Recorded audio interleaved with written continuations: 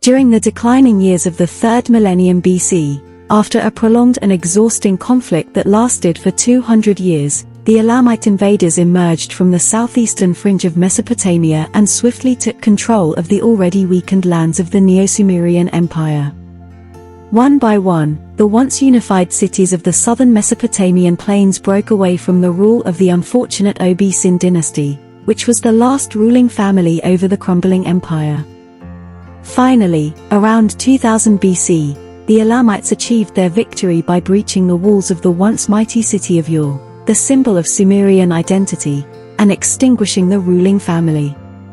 The fall of Ur marked the end of the ancient world's last and arguably greatest Sumerian kingdom, plunging the land between the two rivers into a state of chaotic turmoil. Not only did vengeful elements hold sway over much of Mesopotamia, which had been under Sumerian rule for countless generations, but also ruthless Amorite warlords from distant regions flooded in to claim their own share of the sought-after fertile lands of the city builders. As the dust settled and the remnants of the war cleared, several successor states began to emerge. Some of them were remnants of the fallen empire, while others were newly established realms ruled by warlike outsiders such as the Amorites and the Gutians, who seized the opportunity presented by the war to invade from the mountains and deserts on the fringes of society and claim their own portions of the ancient land. Among the notable surviving city-states was the influential city of Eshnunna, a Sumerian enclave situated far to the north of the traditional heartlands in the south. Eshnunna had managed to survive the worst of the invasions due to its geographical isolation from the Elamites beyond the Zagros Mountains in modern-day Iran. However, the rulers of Eshnunna, while mourning the loss of their southern brethren, also saw the fall of Ur as an opportunity to declare their own independence as a hereditary monarchy. Yet, it soon became clear that they would have to contend with other increasingly powerful kingdoms of the north on their own. Another state that rose from the ashes of Elamite occupation was Larsa. Like Eshnunna, Larsa was an ancient city inhabited for over 1,000 years. However, unlike Sumerian Eshnunna, Larsa had been claimed by a clan of Amorite warlords, fierce pastoralists attracted to the sedentary lands of the city builders due to the allure of wealth and power. Over time, they adopted many of the customs of the city builders, including the worship of Sumerian gods, while retaining the ruthless militancy inherited from their forefathers in the arid southwest. In the far north, along the Tigris and Euphrates rivers in modern-day northern Iraq, more Amorite warlords gradually moved into the area, claiming cities for themselves and establishing their own independent walled fortresses and citadels, each as fiercely independent as the last. The most significant state to survive the collapse of the empire was Isin. Led by a native Sumerian governor named Ibisin, Isin managed to withstand the fall of Ur and proceeded to unify the surrounding cities under his control. After a 10-year struggle, Ibisin successfully recaptured Ur from the Elamites, driving them back across the ancient border to their homelands past the Zagros Mountains. However, Ibisin's reign was short-lived as he died soon afterward. He left his four-state coalition of Isin, Nippur, Larsa, and Ur to his son Shuilishu, who ruled for the next 50 years. During this time, Isin engaged in a prolonged and devastating war against the Amorite rulers of Larsa, with both sides fielding armies but unable to fully subjugate each other. In the north, cities that had been under the rule of successive empires, starting with the Akkadians and later the Neo-Sumerians, seized the opportunity presented by the inherent strife in the formerly all-powerful south to assert their independence. Some came under the control of regional governors turned kings, while others, like Larsa, fell under the dominion of Amorite warlords turned sedentary monarchs. One of these emerging powers was the city of Ashur, located on the northern portion of the Tigris River. Originally a Western Semitic settlement, Ashur had been incorporated into the Akkadian Empire by King Sargon around 2300 BC, and later became part of the Neo-Sumerian Empire under Shulgi over 2 centuries later. By the beginning of the 2nd millennium BC, Ashur had rebuilt its walls, a clear indication of its newfound independence. The city began extensive trade with Western Semites residing along the Mediterranean coast. Traders from Ashur even established their own trading centers in Eastern Asia Minor to forge profitable trade agreements with the Hurrian and Hittite inhabitants of the region. These new connections with the West foreshadowed the events that would unfold in the next millennium, as Ashur shifted its focus from the south to the western regions. Along the Euphrates River, another rising power was Mari. Over the years, Mari extended its commercial influence to neighboring cities, particularly Ashur and the Mediterranean coastline. As a result, Mari prospered and grew increasingly wealthy. However, amidst these two powerful and affluent cities, the plains between the two rivers were dominated by a patchwork of Amorite chieftains whose territories constantly shifted. These warlords primarily fought amongst themselves for control of territory, but occasionally, a strong leader would emerge to unite the tribes under one banner and pose a threat to the established cities. During the early 1930s BC, a significant shift in power occurred in southern Mesopotamia. The balance of power shifted away from the Neo-Sumerian state of Isin towards the Amorite-held city of Belasa. Gonconan, the king of Belasa from the 5th dynasty, demonstrated his strength by leading his armies deep into Elamite territory. He even briefly occupied the revered city of Nepal and eventually conquered Earth, effectively eradicating the legitimacy of the SN dynasty. Gonconan, proud of his Amorite heritage, presented himself as a restorer of the old Sumerian ways, although Sumerian culture had largely faded away by this time. Other cities, such as Arak, had already been replaced by ambitious Amorite newcomers, some of whom may have served in the armies of various city-states. This strategy of portraying oneself as a restorer of ancient traditions would be adopted by subsequent generations of kings. In the following decades, the cities of Ashur and Lhasa engaged in a prolonged and costly series of wars over the control of Nepal, the religious and spiritual heart of the Sumerian world. The city changed hands at least 8 times during these futile conflicts.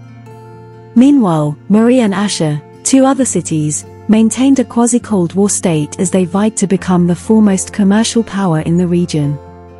They both had well-equipped armies and strong fortifications, but they preferred to keep their rivalry at a strictly commercial level to avoid falling prey to other potential enemies in the area. To the south, a new power emerged, Babylon. Unlike other cities conquered by the Amorites, Babylon was founded by them and would eventually play a more significant role than any other city in the ancient world, standing the test of time while many of its contemporaries faded into obscurity. While the southern cities struggled with ongoing conflicts, the kings of Ishnuna seized an opportunity to launch a surprise attack on the prosperous city of Ashur. Successfully overthrowing the Amorite king, they left their own cities unguarded. However, a newcomer named Shamshi-Adad arrived outside the gates of Ashur with a well-disciplined army. Shamshi-Adad, an Amorite warlord from the plains, was a ruthless warrior prince, possibly hailing from nearby Ekal-Atem. Prior to this, he had served as a mercenary commander in the armies of other Amorite kings, always seeking opportunities to seize power. By around 1800 BC, Shamshi-Adad had managed to unify several tribes and swiftly defeated the vulnerable army of Machinima, enabling him to take control of Ashur. In the ensuing years, Shamshi-Adad expanded his influence, establishing military strongholds in Ashur and the surrounding cities.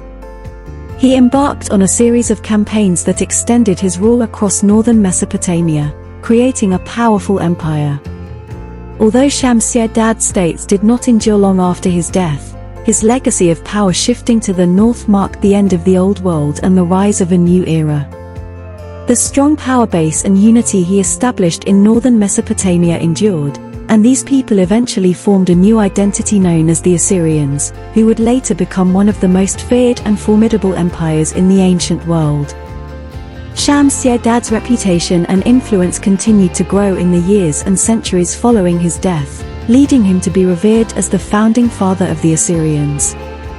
However, very little is known about his early life before he rose to power. Similar to the legendary ruler Sargon of Akkad, numerous tales and legends emerged in the generations that followed Shamshi-Adad's reign.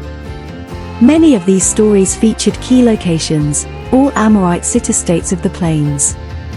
According to one tradition, Shamshi-Adad was the son of Olakob-Kubu, the first known king of Ekal-Atem, a city north of Ashur. The conflicts between Olakob-Kubu and the king of Mari set the stage for Shamshi-Adad's own rise to power. Around 1810 BC, Shamshi-Adad attempted to extend his rule into the Kabul River Valley but was defeated by a king named Kidlim of Mari.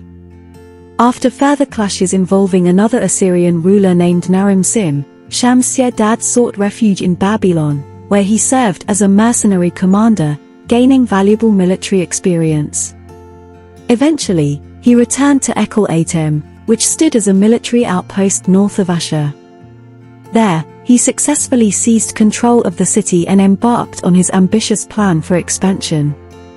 Shamshi-Adad aimed to build an empire that could rival the growing power of Larsa, now under the control of an Amorite warlord named Rin-Sin. With his son Ishmael Agag in charge of Ekal-Atem, Shamshi-Adad embarked on a series of conquests to fulfill his grand vision. In the northern lands between the Tigris and Euphrates rivers, a powerful ruler named Shamshi-Adad emerged. He united the Amorite tribes and even enlisted former warlords into his armies. This caused great concern for the ruling dynasty of that region, as they were sophisticated and not accustomed to warfare. Shamshi-Adad marched on the city of Mari, executing its king and placing his own son, Yasmer-Adu, as ruler.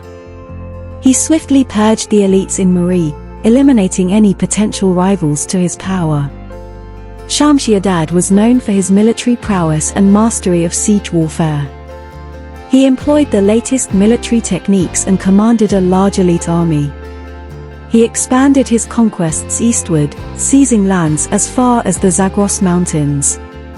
Inscriptions and cuneiform tablets reveal that he established a firm triangle of power between the cities of Arbela, Assur, and Nineveh, unifying the region under the old Assyrian dynasty. Despite being an Amorite outsider, he skillfully portrayed himself as an Assyrian and controlled all aspects of the state, from high policy to the appointment of officials. One of the notable aspects of Shamshi-Adad's reign was his disappointment in his son Yasmer-Adu's rule in the city of Mari. He expressed his dissatisfaction with Yasmer-Adu's immaturity and lack of leadership qualities. While Shamshi-Adad used military might, he also employed spies and propaganda to win over rival cities. Unlike later Assyrian empires, he allowed conquered territories to maintain some of their existing practices, with changes usually occurring at the top of the society.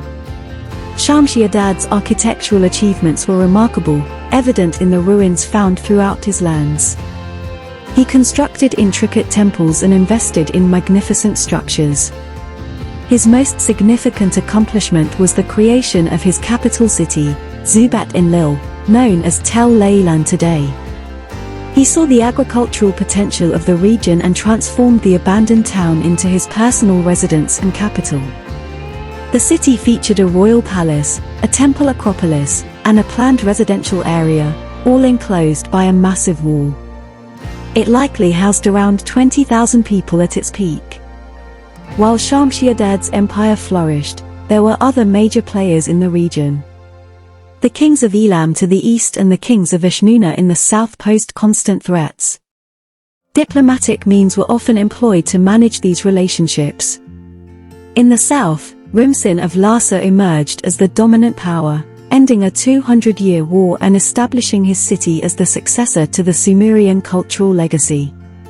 By 1794 BC, Shamshi-Adad and Rin-Sin held control over most of Mesopotamia. The only independent state between them was Babylon, which was not seen as a significant concern for Shamshi-Adad due to its location. Shamshi-Adad and the young king of Babylon formed an alliance, with the latter recognizing Shamshi-Adad's authority. However, Shamshi-Adad's empire quickly unraveled upon his death. His son Yasmer-Adu faced rebellions, with Mari declaring independence almost immediately. The Elamites conquered Eshnunna, forcing Yasmer-Adu to seek refuge in Babylon. Hammurabi, the king of Babylon, helped him regain his throne, but Akkad and Ashur became vassals of Babylon. Over the following decades, Babylon would come to control all of Mesopotamia, unifying the kingdoms established by Shamshi Adad and Rim-Sin. Although the Assyrians faced setbacks and tributes to more powerful neighbors in the years that followed, their sense of identity and culture remained intact.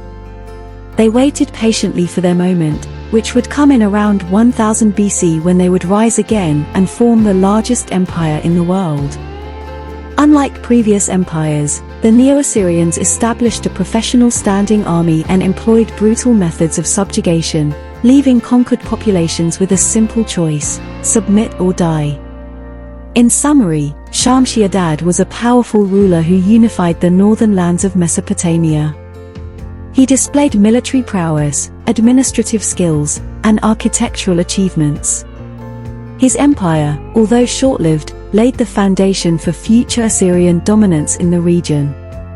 Despite his eventual downfall, his legacy endured, and the Assyrians would later emerge as a formidable force in history.